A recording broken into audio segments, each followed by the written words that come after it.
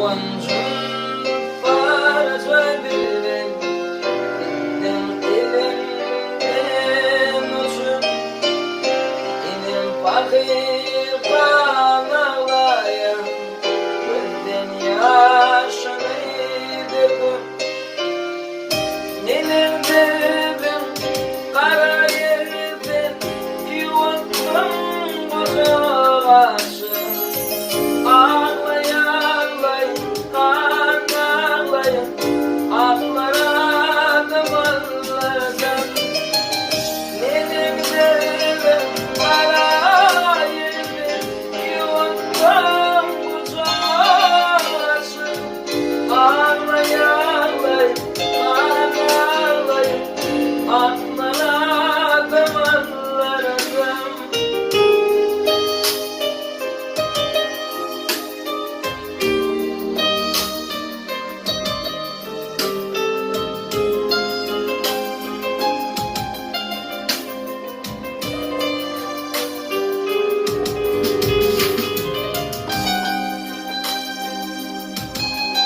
Parole à l'État.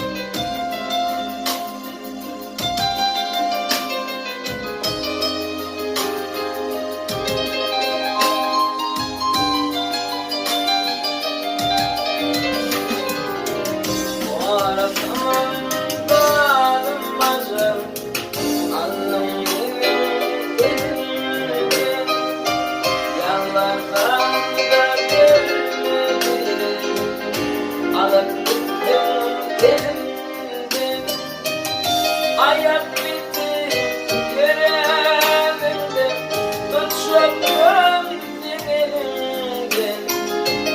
Ağlayayım, ağlayayım, aklara damarlardan.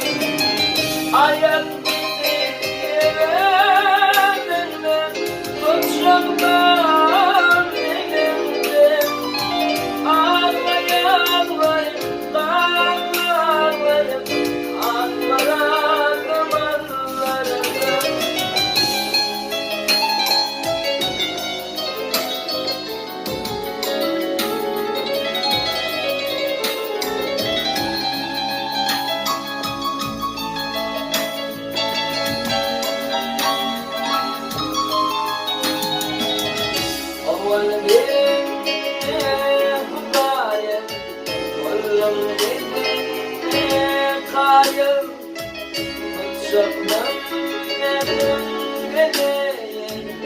onun evinde kalır, aşırmadı bunca bölüm, yalvarsan da vermedi.